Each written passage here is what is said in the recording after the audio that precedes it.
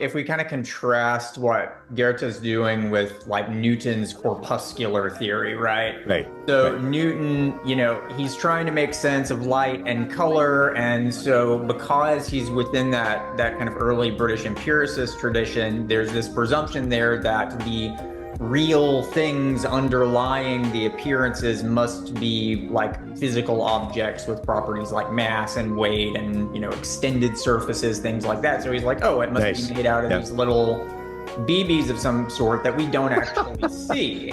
He was missing something. And Steiner definitely saw that missing piece in Goethe. So if you just take the phenomena themselves and really look at how they interlock with one another and how they create one another and all that, then that pattern that reveals itself is the underlying reality.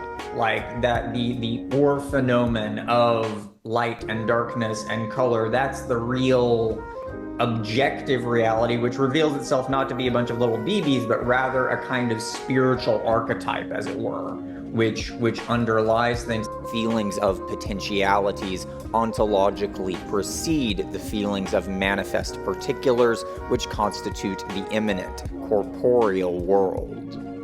For example, like he has his like yellow and blue polarities, right? Yellow is light through darkness and blue is darkness through light. And he's saying, well, those are conceptual contents, not just of my mind, but of the world itself. They're out there, right? As we can see here, the moon is adjacent to Mercury. There was this receptivity to these kind of spiritual hierarchies that has gone away, or at least has become significantly diminished.